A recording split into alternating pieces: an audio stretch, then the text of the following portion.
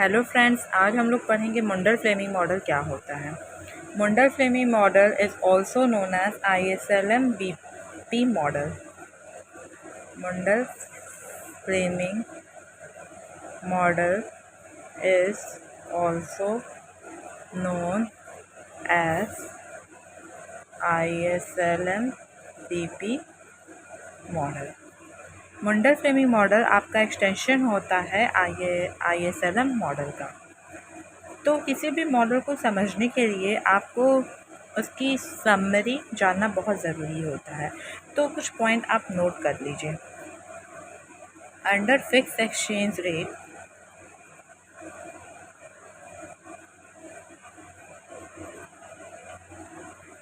Fiscal policy effective. तो जब आपका एक्सचेंज रेट फिक्स होता है तो आपकी फिस्कल पॉलिसी इफेक्टिव होती है। Under flexible exchange rate monetary policy effective होती है, राइट। तो यहाँ पे हम परफेक्ट कैपिटल मोबाइलिटी का केस डिस्कस करेंगे। Perfect capital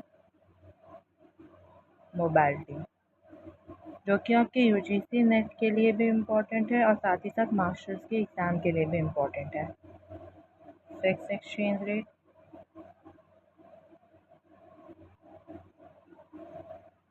and flexible exchange rate. तो यहाँ पे हम वन बाय वन डिस्कस करेंगे। फिक्स्ड एक्सचेंज रेट, जब आपका फिक्स एक्सचेंज रेट होता है तो फिस्कल पॉलिसी इफेक्टिव होती है।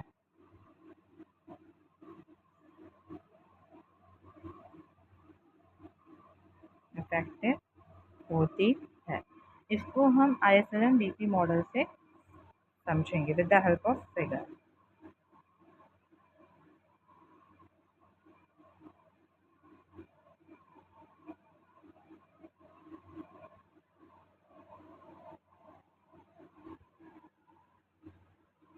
हॉरिजॉन्टल एक्सिस पे हम नेशनल इनकम लेंगे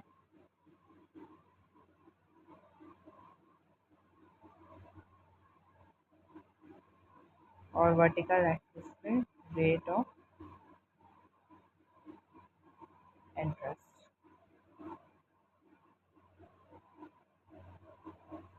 ये हमारा BP कर्व है, ये हमारा IS है जो कि गुड्स मार्केट को रिप्रेजेंट करता है, और ये हमारा LM है जो कि मनी मार्केट को रिप्रेजेंट करता है। ये क्या है, हमारा बैलेंस ऑफ पेमेंट है। At this point we are at equilibrium E0। तो फ्रेंड्स, जब हम एक्सपेंशनरी मॉनेटरी पॉलिसी अप्लाई करेंगे, एक्सपेंशनरी मॉनेटरी पॉलिसी अप्लाई करेंगे तो क्या होगा कि जो हमारा LM कर्व है वो राइटवर्ड शिफ्ट होगा। LM डैश,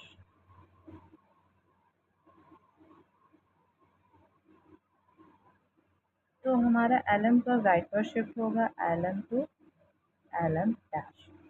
एंड हमारा जो इक्विलिब्रियम है वो गोस करेगा E0 टू E1।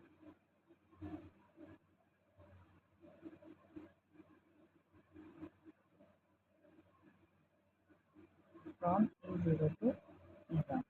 तो फ्रेंड्स, जब हमारा इक्विलिब्रियम E0 टू E1 जाएगा तो as we see that balance of payment, यहाँ पे हम इक्विलिब्रियम में हैं। जब हम BP कर्व के बिलो लाई करेंगे तो यहाँ पे क्या होगा, बैलेंस ऑफ पेमेंट का डेफिशिएट होगा। तो इकोनॉमी में क्या आएगा, balance of payment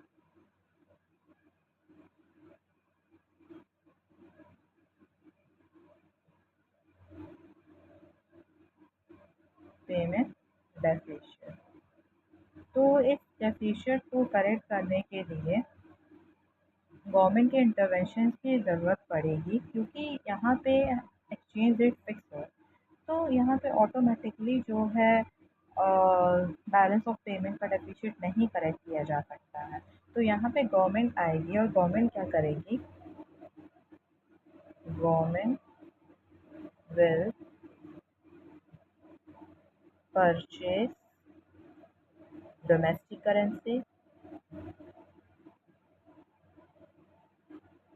currency and sell foreign currency। तो गवर्नमेंट बैलेंस ऑफ पेमेंट को डेफिशिएंट को करेक्ट करने के लिए गवर्नमेंट क्या करेगी, हमारी परचेज करेगी डोमेस्टिक करेंसी को और सेल करेगी फॉरेन करेंसी को। तो इससे क्या होगा कि जो हमारा एलएम डैश कर्व है वो बैकवर्ड शिफ्ट करेगा। इससे क्या होगा, एलएम डैश कर्व जो है हमारा बैकवर्ड शिफ्ट करेगा और we again back to their equilibrium point E2। तो यहाँ पे फ्रेंड्स हम ये देख रहे हैं कि हमारी मॉनेटरी पॉलिसी लगाने का कोई फ़ायदा नहीं हुआ। मॉनेटरी पॉलिसी लगाने का कोई फ़ायदा नहीं हुआ, तो मॉनेटरी पॉलिसी हमारी इनइफेक्टिव हो गई।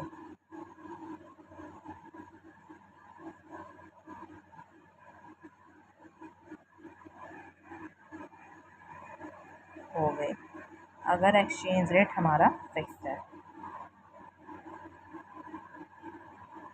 एक्सचेंज रेट फिक्स्ड है। अब इसकी सेकंड कंडीशन हम समझते हैं। सेकंड कंडीशन, जब हम अप्लाई करेंगे expansionary fiscal policy, expansionary fiscal policy, इस कंडीशन को भी हम समझते हैं जो हमारा exchange rate fixed exchange rate है।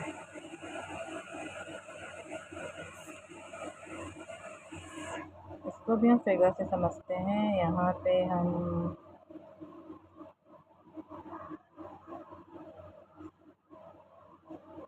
हम ले लेते हैं नेशनल इनकम,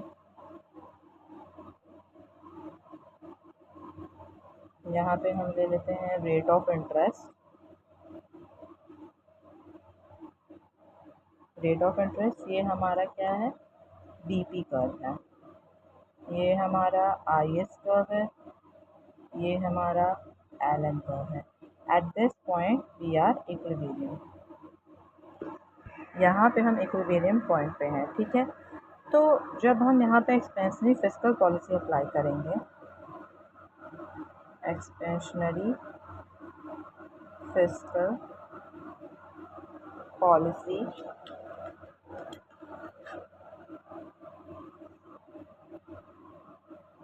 अप्लाई करेंगे तो क्या होगा कि हमारा आईएस कर्व जो है राइटवर्ड शिफ्ट होगा E0 टू E1। तो हमारा क्या होगा, आईएस कर्व शिफ्ट करेगा IS to IS dash and the equilibrium भी हमारा जाएगा E0 to E1। Equilibrium goes from E0 to E1।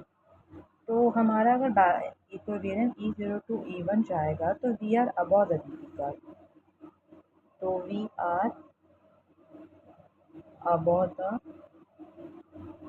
DP curve. अगर हम लोग डीपी कर्व के ऊपर लाई करेंगे तो बैलेंस ऑफ पेमेंट हमारा सरप्लस में आएगा, balance of payment in surplus. तो इस बैलेंस ऑफ पेमेंट के सरप्लस को करेक्ट करने के लिए गवर्नमेंट की ज़रूरत पड़ेगी। तो यहाँ पे गवर्नमेंट आएगी और गवर्नमेंट क्या करेगी, गवर्नमेंट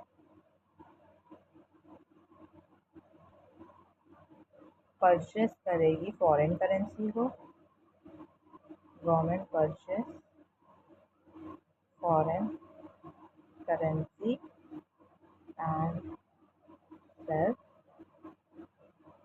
डोमेस्टिक करेंसी। तो गवर्नमेंट यहाँ पे क्या करेगी, परचेस करेगी फॉरेन करेंसी को और सेल करेगी डोमेस्टिक करेंसी को। तो इससे क्या होगा कि हमारा एलएम कर्व जो है राइटवर्ड शिफ्ट होगा, LM dash,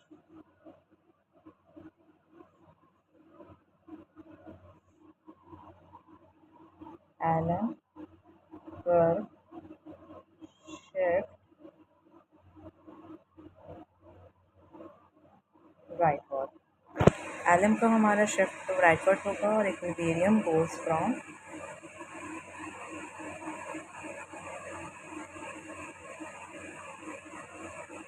E0 to E1, sorry E1 to E2। तो हियर फ्रेंड्स हम ये देख रहे हैं कि हमारा फिस्कल पॉलिसी लगाने का फ़ायदा हो गया, फिस्कल पॉलिसी लगाने का फ़ायदा हो गया।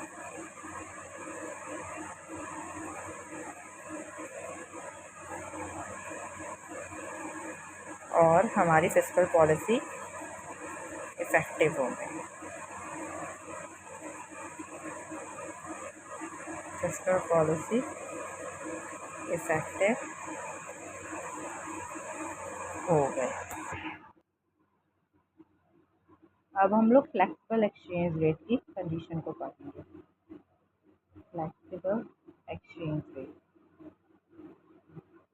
फ्लेक्सिबल एक्सचेंज रेट में हम समझेंगे कैसे हमारी मॉनेटरी पॉलिसी इफ़ेक्टिव होती है। मॉनेटरी पॉलिसी कैसे इफ़ेक्टिव होती है, इसको भी हम फिगर के माध्यम से समझेंगे। इसका फर्स्ट फिगर होगा जब हम अप्लाई करेंगे expansionary monetary policy, expansionary monetary policy, इसको भी हम फिगर से समझते हैं।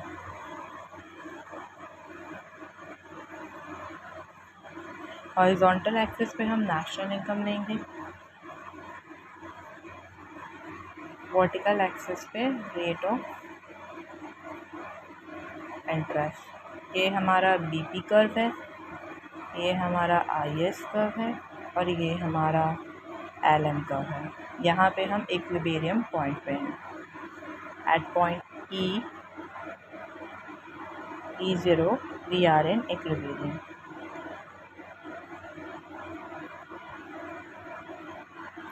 राइट। तो अब जब हम एक्सपेंसिव मॉनेटरी पॉलिसी अप्लाई करेंगे तो यहाँ पे क्या होगा कि हमारा आईएस कर्व जो है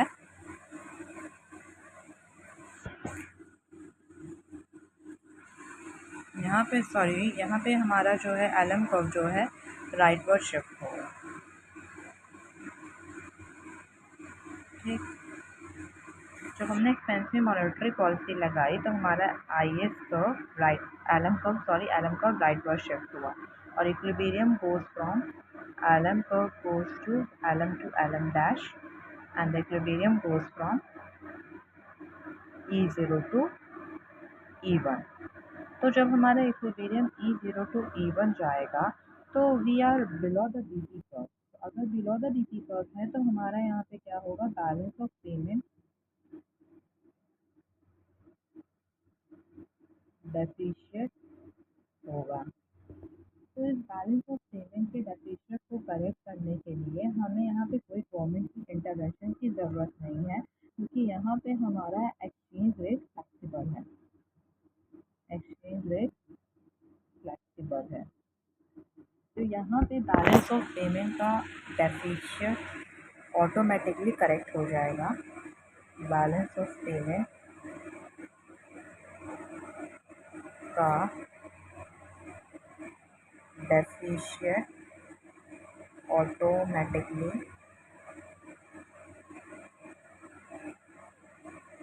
करेक्ट हो जाएगा through appreciation and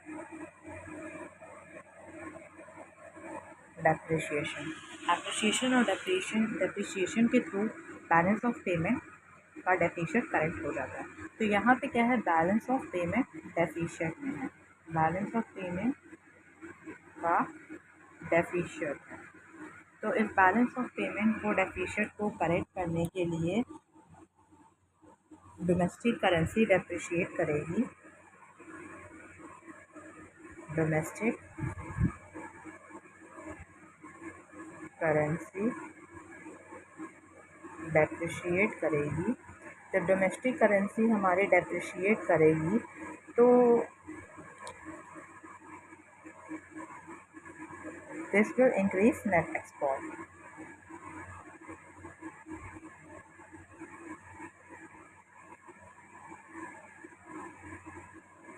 net export, जब आपका नेट एक्सपोर्ट इंक्रीज करेगा तो हमारा IS curve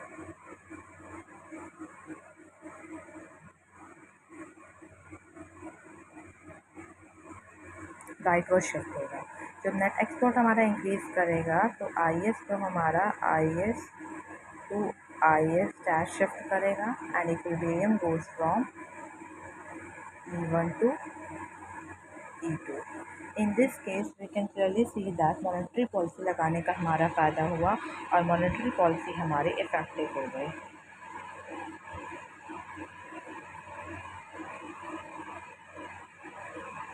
effective under fix flexible exchange rate. Fourth condition पढ़ते हैं, इसकी हम नेक्स्ट कंडीशन पढ़ते हैं, एक्सपेंशनरी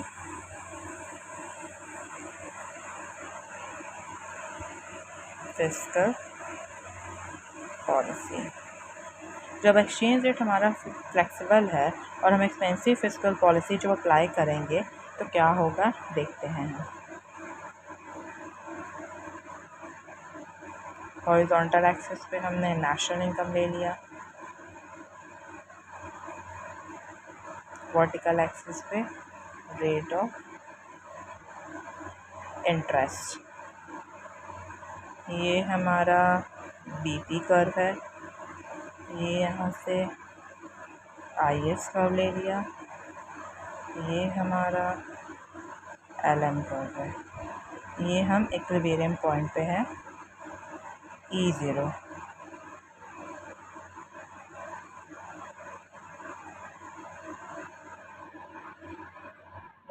यहाँ पे हम इक्विलिब्रियम पॉइंट पे हैं एट पॉइंट ई। जब हम एक्सपेंसिव फिस्कल पॉलिसी अप्लाई करेंगे तो हमारा क्या होगा कि आईएस कर्व हमारा राइटवर्ड शिफ्ट होगा, IS dash IS curve shift from IS to IS dash and the equilibrium हमारा जाएगा E0 to E1, that is equilibrium. तो जब हमारा इक्विलिब्रियम E0 टू E1 गया तो we are above the BP curve, we are above the BP curve. तो जब हम बीपी कर्व के अबव लाई करेंगे तो इसका मतलब क्या होगा, बैलेंस ऑफ पेमेंट का सरप्लस होगा,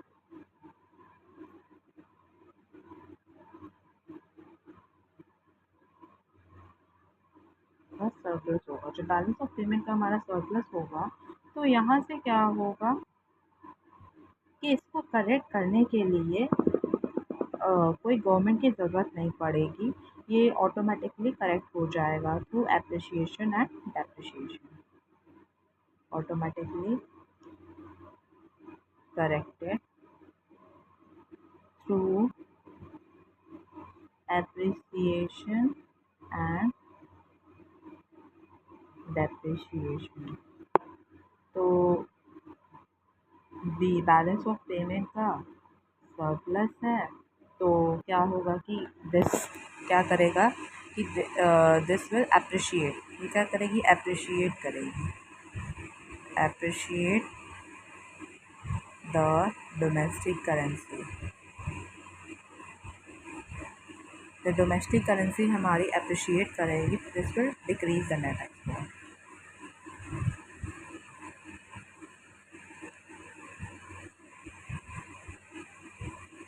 इससे हमारा नेट एक्सपोर्ट डिक्रीज़ करेगा। तो हमारा इससे क्या होगा कि हमारा मतलब